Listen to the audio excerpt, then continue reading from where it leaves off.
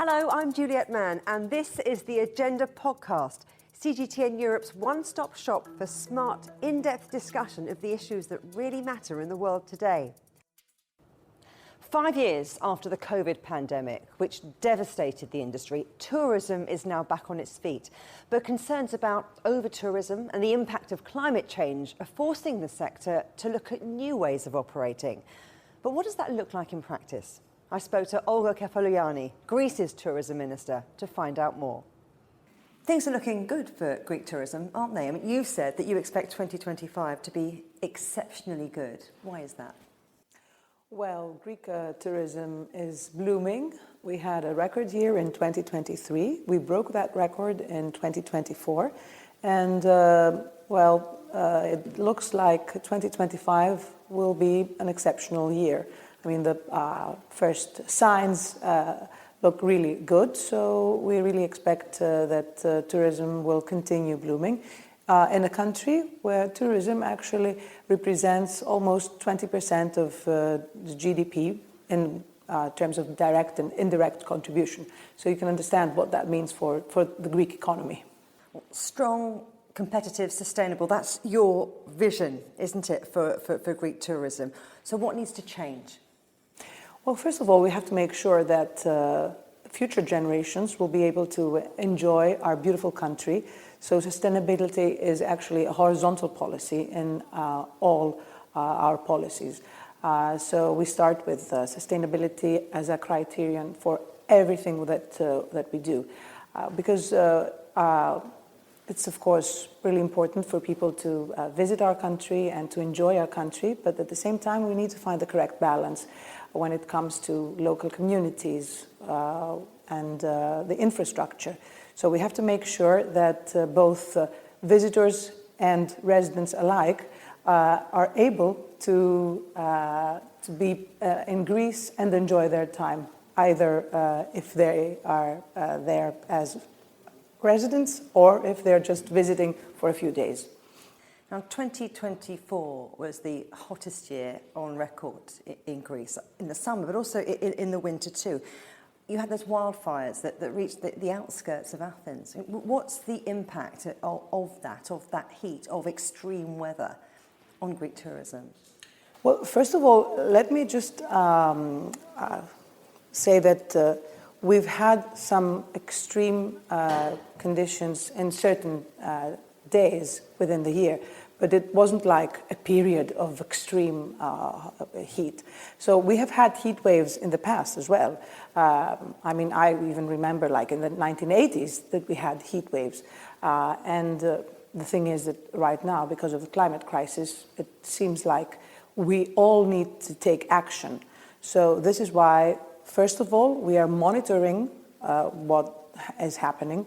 So we have set both an observatory for sustainable tourism and also an observatory for coastal and maritime tourism for the Eastern Mediterranean. So we are monitoring the conditions in order to be able to adjust our policies. So I think it's important always, whatever we do, to be evidence-based. So monitoring is always a very important tool. Then, of course, we have adapted our policies just in order to be able to disperse tourism activity throughout the year and also throughout the country. Because, of course, you understand that we have some very popular destinations and that everybody wants to visit these particular destinations. But there are lesser known but equally beautiful destinations within Greece. And, of course, if we are able to attract visitors in other destinations, this would enable us to make better use of the infrastructure and also to benefit local communities and relieve, let's say, the stress on other communities. So I think the most important thing is to have an equilibrium, to have a balanced approach, and of course to have as a prime goal to preserve the natural and the cultural heritage of Greece. I am interested to hear a little bit more, though, about the observations that you're doing, in terms not just about what Greece can learn, but also maybe the rest of Europe, because you have got the first chief heat officer in Athens. And I'm wondering if you think that other cities around the country, maybe other cities around Europe, might take that up as well. So as well as being reactive to these extreme weather events, you can be a bit proactive in putting the right measures in place first. Well, I think that that's the most important element, being proactive. This is why our Prime Minister, Kyriakos Mitsotakis, has set a special ministry devoted to civil protection and climate crisis.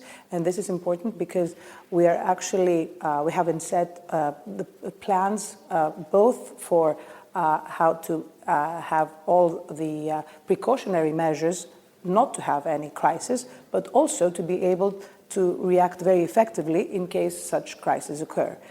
This was the case with the wildfires in Rhodes back in the summer of 2023, where, if you remember, we had to evacuate almost 30,000 visitors in a matter of 3 hours. And that was done very effectively. Nobody was in any way hurt, so everybody was safely moved to other locations.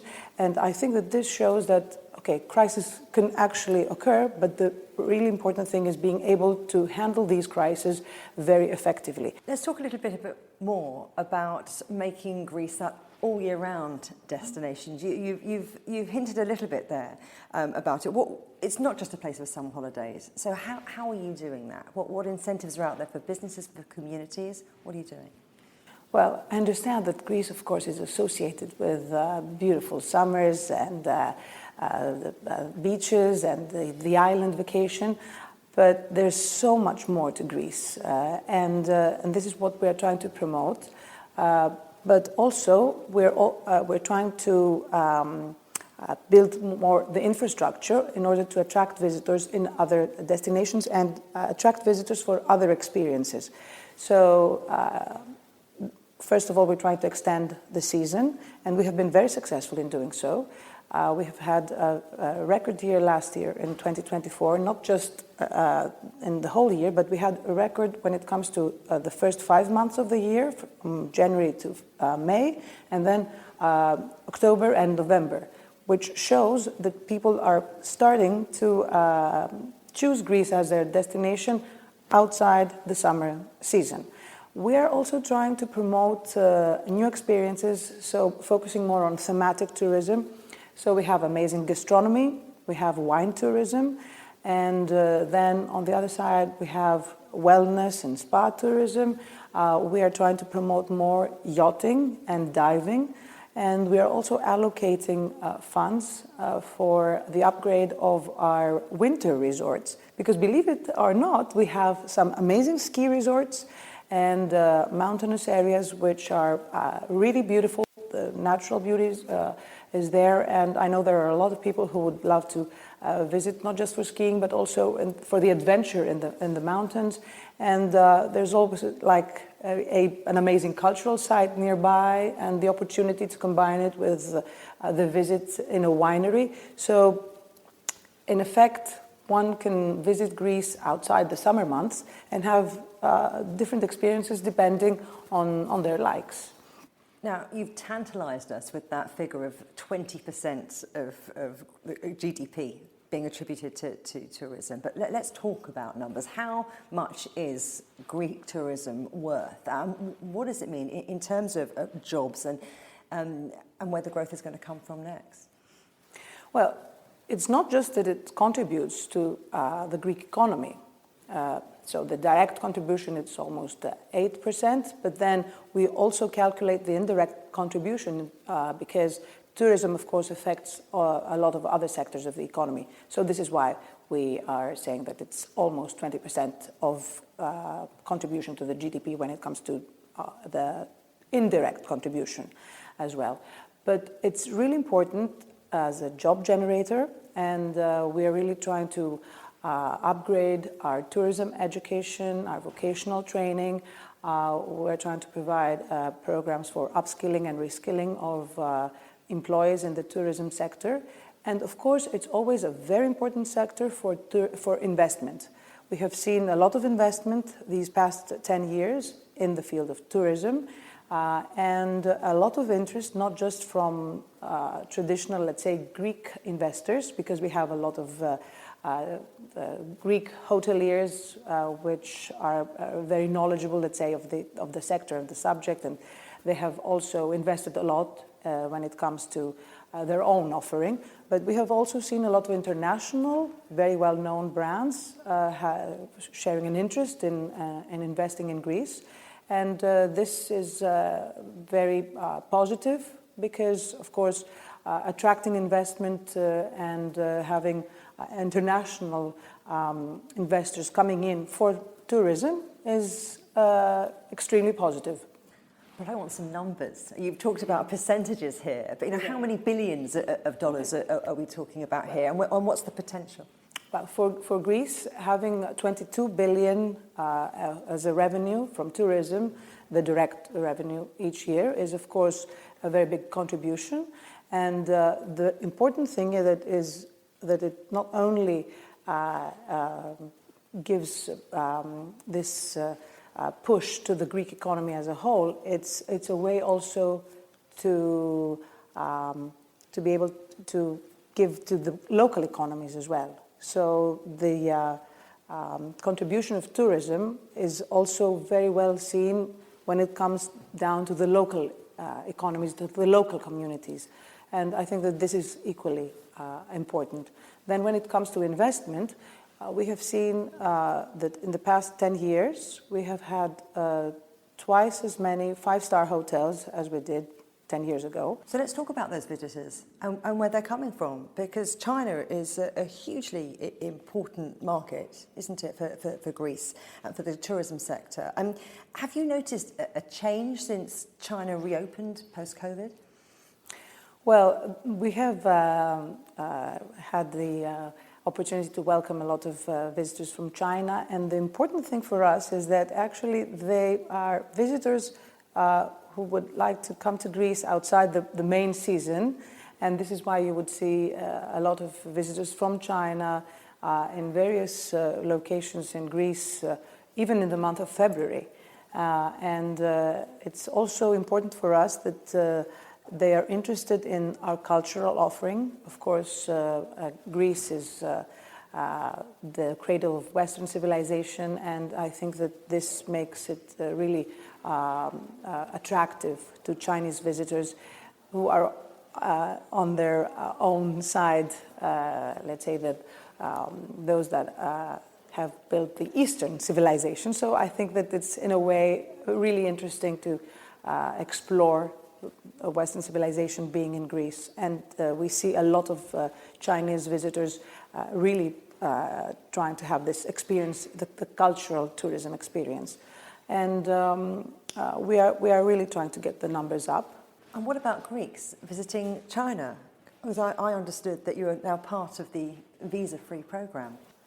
Well, that's also interesting because, of course, now we have direct flights. We have a new direct flight, Shanghai-Athens, Athens-Shanghai. So this actually makes it interesting for both countries to exchange, let's say, visitors. And I think that direct flights really help in increasing the number of visitors from both sides. You mentioned digital innovation being really important to tourism growing and visitors being more informed. So how is technology really changing the picture, do you think, for tourists? I know you've got this new app, the digital app, and you're using AI to give visitors more information, a digital travel companion. So what's the thinking behind that? Well, first of all, I think that digital technology is everywhere. And when it comes to traveling and tourism, we feel that it's a part of the experience both before, during and after the travel. So you use it before just to be informed about the offering and the different destinations and the experiences that you can have. Then during your travel, of course, you need to have information about what to do when you are in the destination itself. And then it's also important to be able to, let's say, have the contact after the visitor has been in the destination. So we're trying to use the digital tools in all, let's say, phases of the visit. We have a lot of returning visitors in Greece, but we also really like to have the comments about the experience and how we could also make the experience for everyone better. So I think it's also important to keep in touch. We've been talking about all the positive aspects of the tourism sector, the growth that you're hoping for, the experience for visitors. But there are some environmental drawbacks. Of course, we've talked a little bit already about the ravages of climate change, but some Greek islands struggle with over-tourism. There have been protests in Athens, as one city, just as one example. How much of a priority will that be for your team to tackle? Well, to be very honest with you, we don't really have concerns of over-tourism, and we're trying to make sure that if we see that there are certain destinations where at certain periods of time we have, let's say, an over-concentration of visitors, we adjust our policies just to make sure that people and visitors are dispersed more evenly throughout Greece. This is why we are trying to promote other destinations. This is why we're trying to promote Greece as a destination, not just for the summer season, but also for the whole year.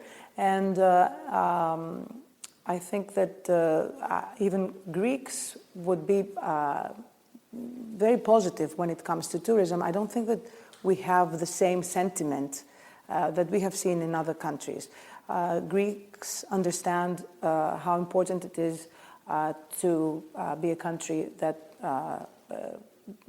is able to welcome visitors, and what this contributes both to the economy and the society. And I think that hospitality is actually inherent in the Greek people.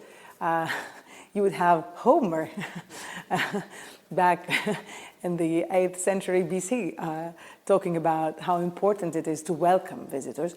So I think we have to make sure that Greeks always welcome visitors in the way that we have known for many years. And we just want to make sure that we have the balanced approach, just to make sure that the visitor experience is what it should be. So while sustainability is clearly part of your goals for the tourism sector, you say it is really important to get that balance right. Yes, I think it's important to get that balance right, and it's important both for local communities to be able to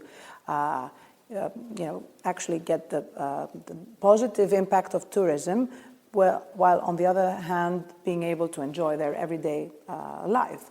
But it's also important for the government to introduce policies and be a little bit proactive, as I said before.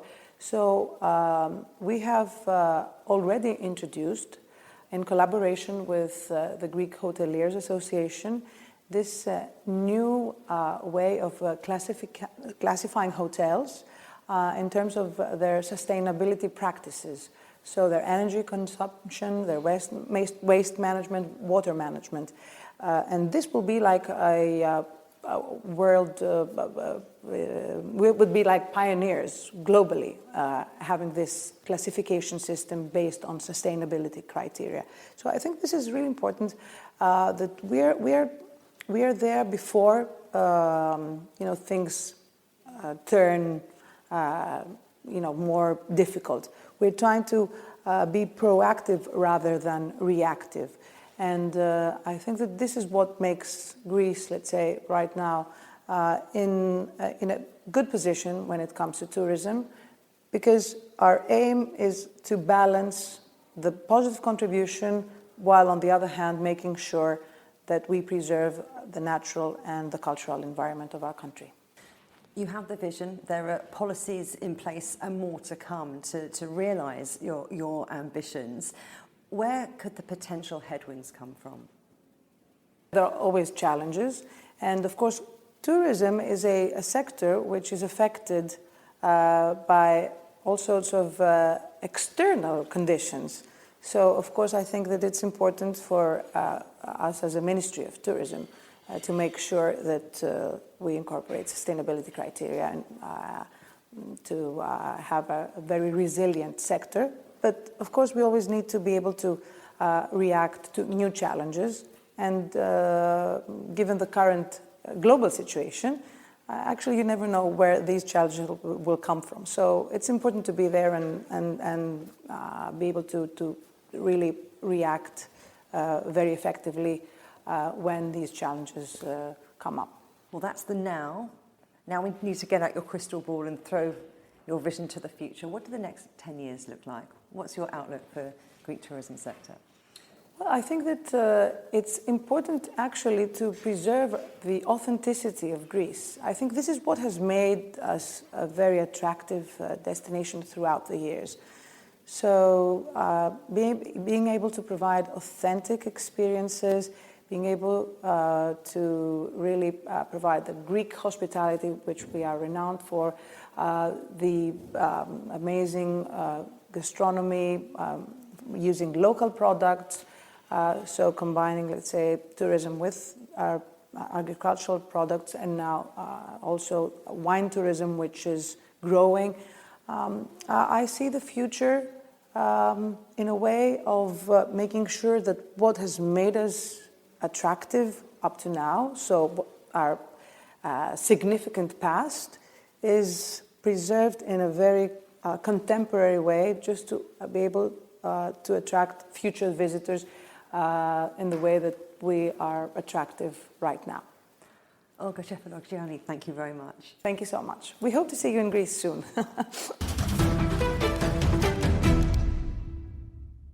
As the travel sector continues to grow, emerging travel hotspots are looking to attract a different type of tourist. One such destination is Saudi Arabia, now hoping to appeal to people from around the world beyond just pilgrims to Mecca. I spoke to the country's tourism minister, Ahmed Al Khateeb, to find out how they're going about it. Okay, well, look, despite economic, geopolitical and climate challenges, people are travelling again. We're almost back to pre-pandemic levels in the tourism sector. And what does that mean for an economy like yours? It is very important. We are very happy to see people are traveling again after COVID. The growth in the global economy created a huge, massive demand in the last 3 years, especially from China and India, where millions of people are emerging from the low-income segment to the middle-income segment, and they started to travel. It is expected the number of travelers to double in India from 40 million to about 80 million by 2032. And therefore, the emerging markets are demanding more.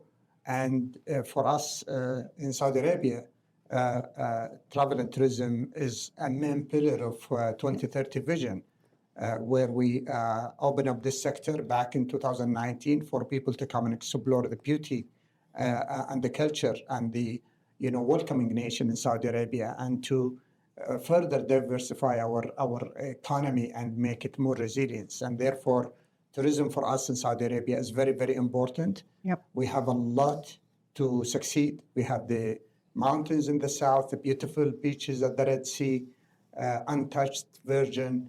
It is amazing for people to come and explore it. We are investing heavily in the sector to build new destinations, and therefore, for us in Saudi Arabia, travel and tourism is very, very important. And we want to take it from about 5% of our economy to 10% by 2030, which is the global average. Let's talk about where your tourists are coming from, because China is a really important market for Saudi Arabia, isn't it? China is a very important market. Europe is a very important market. And there is a segment who are traveling to Saudi Arabia to practice their religious duty and to visit the two holy cities, Mecca and Medina. Yeah. And therefore, and we are enriching our offering by attracting more sports activities like the Super Italian and Super Spanish and the Rally Dakar and the final boxing and so on and so forth. Yeah. We are building and enriching our content for the future travelers, especially the younger generation, to come and enjoy the vast and attractive offering by the country. You mentioned sport. Where does sport fit into the broader plans for Saudi Arabia's tourism sector? You've got WTA tennis, got the World Cup. Yeah. It is important, the travelers travel for many reasons, for culture, as I said, for history and heritage, and for wellness and sport and many other activities or purposes. And therefore, we knew that sport is important, and it helped people and fans and to come and enjoy our very sophisticated and well-advanced infrastructures, whether airports or stadiums or we started with many sports activities in the car racing, for example, Formula E, the electronic version, Formula One and Jeddah, and final boxing. This is a very big event, heavyweight boxing. Golf, we are expanding the golf. We attracted many international famous players like Ronaldo and others, and people are traveling to watch these famous players. And the Saudi League became an important league, and also other sports like Rally Dakar and many other sports. And therefore, we believe people, especially the younger generations, the future travelers, they love to travel and enjoy the sports, in Saudi Arabia. And this spending creates jobs. And these jobs go to the younger people and go to the women. 45% of the workforce, of the almost 1 million workforce in the travel and tourism in Saudi Arabia, are women. And therefore, it is a very good industry for jobs that is created for women. So it's tick, tick, tick on all of those things. I know something else that is also key to what you're doing in Saudi Arabia is sustainability. So what measures are in place to make sure that the push to grow the sector is as green as possible? Sustainability is a very big issue in our industry globally. People travel to enjoy the treasures, the nature. If we don't protect the nature, people will not travel in the future, and therefore we have to make sure the growth will happen in the travel and tourism in the next 10 years at global level will really respect and protect the environment. We look at sustainability in Saudi Arabia from three lenses: the environmental sustainability, social sustainability, and economical sustainability. 60 million people lost their jobs during the pandemic. This is a social sustainability. We want to make sure that the small and medium jobs are protected, businesses are protected. We want to make sure that the women jobs are protected. Therefore, sustainability in the travel and tourism is very, very important. We realized this from day one. We decided to open up our treasures, especially the Red Sea and the mountains in the south that have not been touched to the global travelers. We want to make sure that what we build respect the environment, and during the operation, we do respect the environment. Ahmed Al Khateeb, thank you very much. Thank you very much. Thank you for having me. Remember, you can subscribe to this podcast on iTunes, Stitcher, Spotify, or wherever you get your podcasts. You can also find more agenda content on CGTN Europe's Facebook, Twitter, Instagram, Telegram, and YouTube channels. Until next time, goodbye.